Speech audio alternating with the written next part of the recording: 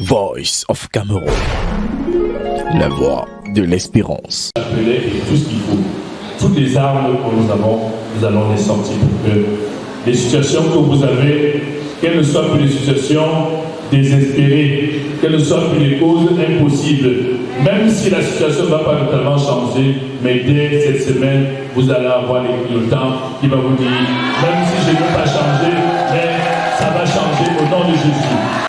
En ces murs où se manifeste la splendeur d'un Dieu qui arrose cette sainte terre d'Etoudi, où sa servante Marie la médiatrice a pris ses quartiers, un exercice auquel sont accoutumés tous les vendredis les ouailles de cette maison de culte. Au menu de ces instants de piété et de dévotion, des sujets hérités de l'actualité des dernières semaines.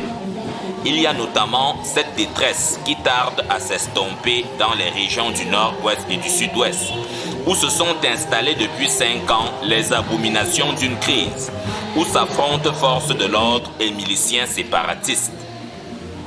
Ici, au sanctuaire marial d'Etoudi, les dévots sont convaincus que la paix qui se négocie au pied de la croix de Jésus-Christ a plus d'efficacité que toutes ces tractations qui s'effectuent dans l'obscurité des discussions politiques. Nous avons voulu confier au Seigneur Jésus-Christ toute la diaspora et leur famille.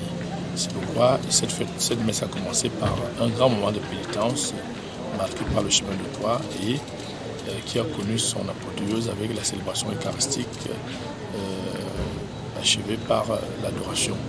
Nous voulons donc que les Camerounais, surtout c'est la diaspora, les internautes, amorcent cette nouvelle année avec beaucoup de courage, avec beaucoup d'espérance, une année qui porte les conséquences de l'année 2020, marquée profondément par la crise sanitaire Covid-19 qui a créé et le chômage, et des maladies, et des morts, et tout cela, nous héritons de ce triste héritage de 2020.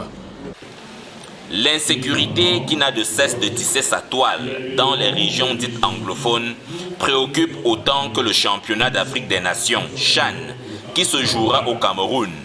C'est l'honneur de tout un pays qui sera mis à rude épreuve pendant 4 semaines de tournoi.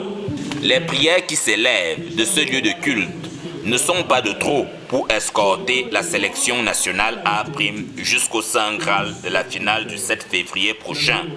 Dès le 16, le Cameroun organise officiellement le CHAN.